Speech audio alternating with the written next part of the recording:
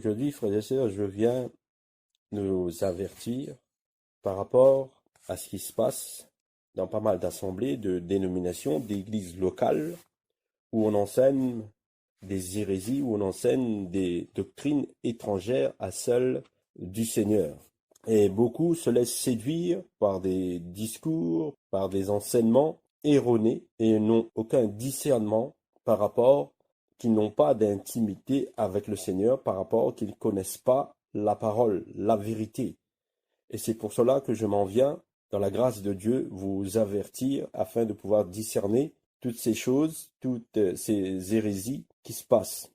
Pour cela, nous allons toujours à la lumière de la parole, dans le livre de Colossiens, au chapitre 2, et nous allons lire à partir du verset 4, où il est dit: « Or, je dis cela afin que personne ne vous trompe par des discours séduisants, car bien que je sois absent de corps, toutefois je suis avec vous en esprit, me réjouissant et voyant votre ordre et la fermeté de votre foi que vous avez en Christ. Ainsi, comme vous avez reçu le Seigneur, marchez en lui, étant enraciné et édifié en lui et affermi dans la foi, tel qu'on vous l'a enseigné, abondant en elle avec reconnaissance.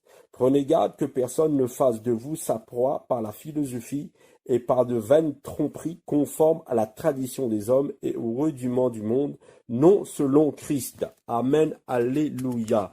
Donc ici, frères et sœurs, nous voyons que Paul, esclave de Jésus-Christ et de tous les saints, à ceux qui sont en Christ, à ceux qui sont vraiment enracinés dans la sainte doctrine, de faire attention et de ne pas être la proie des hommes par des philosophies, par de vaines tromperies, conformes à la tradition des hommes, de ne pas se conformer à la tradition des hommes ni au rudiment du monde, parce que beaucoup enseignent des hérésies qui sont toujours en rapport avec la tradition des hommes, en rapport avec le monde, avec les choses qui sont dans ce monde.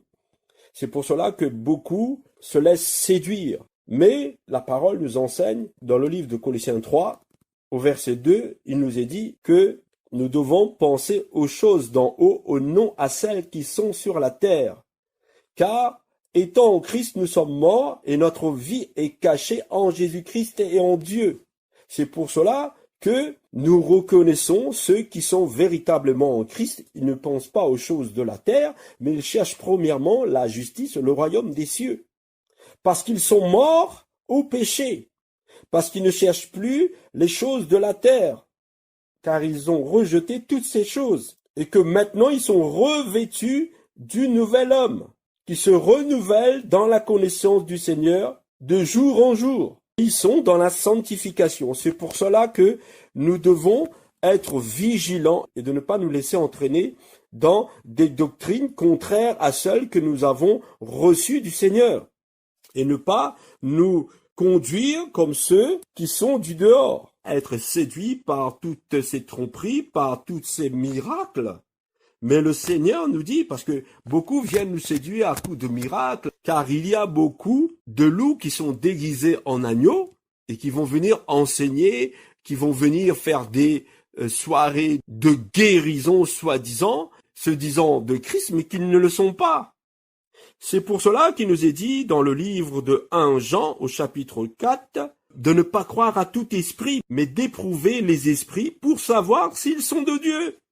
Et c'est comme cela que nous reconnaîtrons s'ils sont de Dieu ou pas de Dieu. Car celui qui est de Dieu écoute la parole de Dieu et obéit au Seigneur. Et celui qui n'est pas de Dieu fait des choses contraires à la parole du Seigneur. Donc nous devons être vigilants. Nous devons toujours prendre conseil auprès du Seigneur. Et nous nous laissons guider par le Saint-Esprit. Nous ne faisons pas notre volonté, mais la volonté du Seigneur. Et nous parlons non pas avec des paroles de la sagesse humaine, mais avec celles qu'enseigne le Saint-Esprit qui nous communique les choses spirituelles qui viennent de Dieu. Et ceux qui sont de Dieu n'aspirent pas à ce qui est élevé, mais ils sont attirés par ce qui est humble.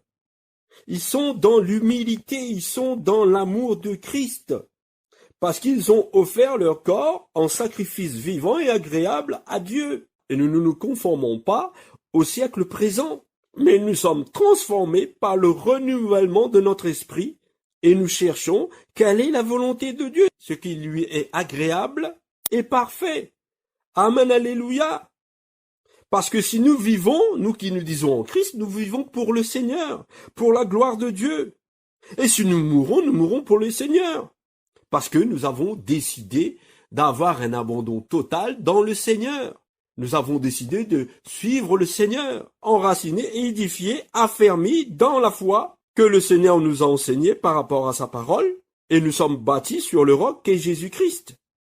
Donc nous ne courons plus à tout vent de toute doctrine, mais nous avons le discernement parce que nous savons reconnaître la voix du Maître et nous lui obéissons. Nous ne suivons pas un homme ni une dénomination, mais nous suivons Christ. Nous savons aussi que le Seigneur nous enseigne dans sa parole que dans les derniers temps, quelques-uns se détourneront de la foi pour s'attacher à des esprits séducteurs et à des doctrines de démons par l'hypocrisie de faux pasteurs, de faux apôtres, qui viendront pour séduire ceux qui ne sont pas affermis dans la sainte doctrine, ceux qui n'ont pas d'intimité avec le Seigneur.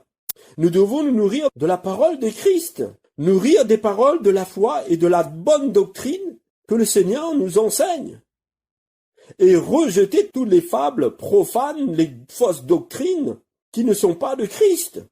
Nous devons nous exercer à la piété, garder fermement par la foi les avertissements que le Seigneur nous donne, en fuyant les discours vains et profanes, afin de ne pas nous détourner de la foi. Car la volonté de Dieu, c'est que nous soyons dans la sanctification, et que par Jésus-Christ nous croyons en Dieu, qu'il a ressuscité de mort, et lui a donné la gloire, afin que notre foi et notre espérance reposent sur Dieu.